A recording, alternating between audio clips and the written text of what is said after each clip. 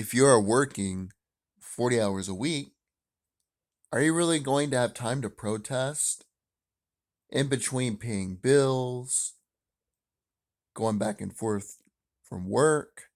If you have kids, if you have any hobbies or any life, are you going to have time to stand out there and protest all damn day? No, you're not. So, how is it that these protesters have food, water, they're able to go out there day after day? They have all this money Black Lives Matter does. How is that? That's because they're getting funding. Funding from large multinational corporations and funding from the NGOs from the robber barons. That's because Black Lives Matter is a left-wing policy agenda-driven organization. It's a Marxist political organization funded by dark money and white socialist billionaires and corporations. Don't take my word for it. Patrice Cullors, who is a co-founder of BLM, is on record speaking on the three key founders. We are trans Marxist. We are super versed on ideological theories. Her words, not mine. Karl Marx, the father of Marxism, quote, take away the heritage of a people and they are easily destroyed. Furthermore, let's look at BLM's own website, where they say we disrupt the Western prescribed nuclear family structure requirement by supporting each other as extended families and villages that collectively care for one another.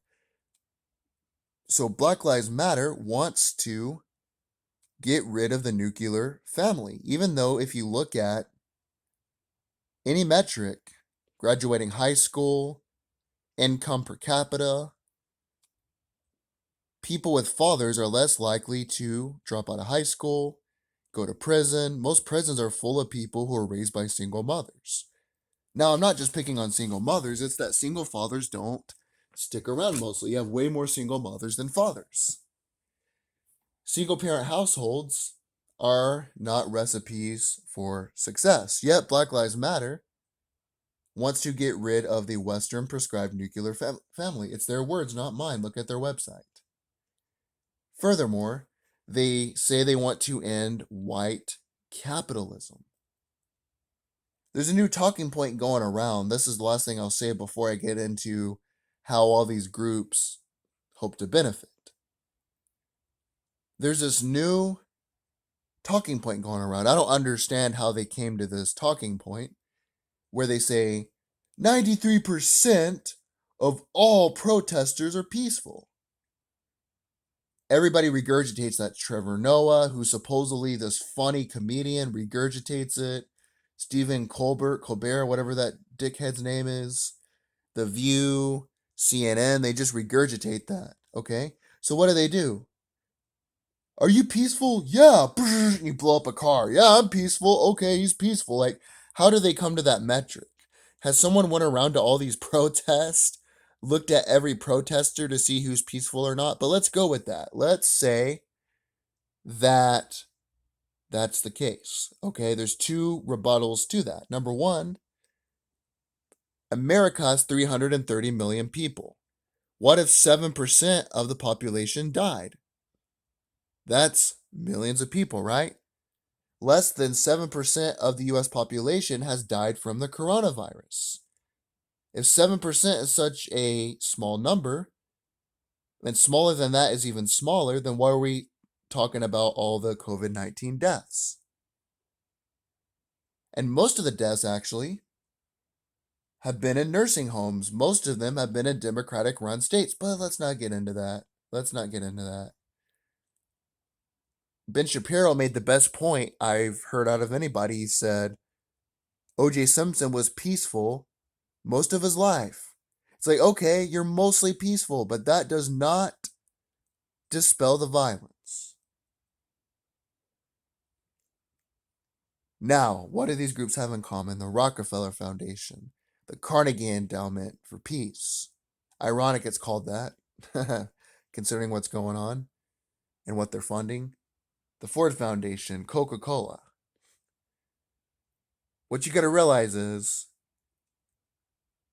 when you have a Marxist government that controls the resources, the wealthy families get to control that. Just like the Committee of 300, they controlled the East India Tea Company.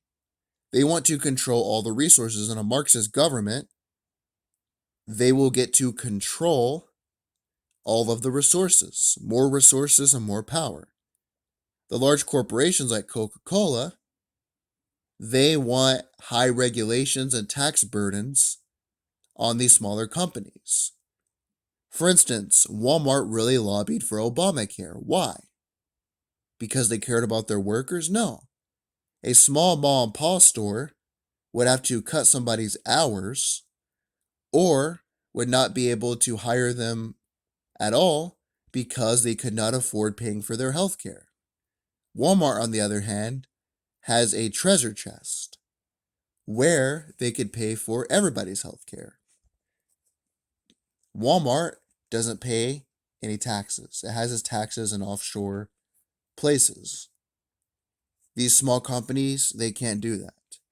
It's all about getting rid of the little guy for these large corporations.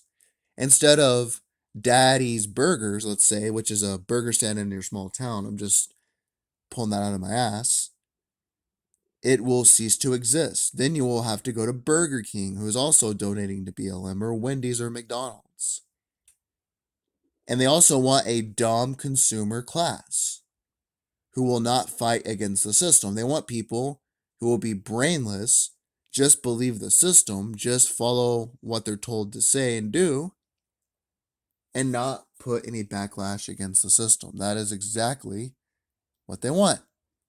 But if you look at revolutions, the ends justify the means. The Jacobins were a minority in France, but they were instrumental in the revolution. With the Jacobins, you also had regular people who were just like, look, the king is corrupt, who meant well, but they had different goals. Just like you have people who mean well at the bottom of Black Lives Matter who really believe the bullshit lie that cops are targeting African Americans, which just isn't true if you look at statistics. You have people that really believe that. They're not bad people, they mean well, but they're like the peasants who hated Louis XV with the Jacobins. What happened after the French Revolution? You had killings, you had enemies list, you had guillotines being invented. People dying day after day. So many people died that you would see piles of body on the streets.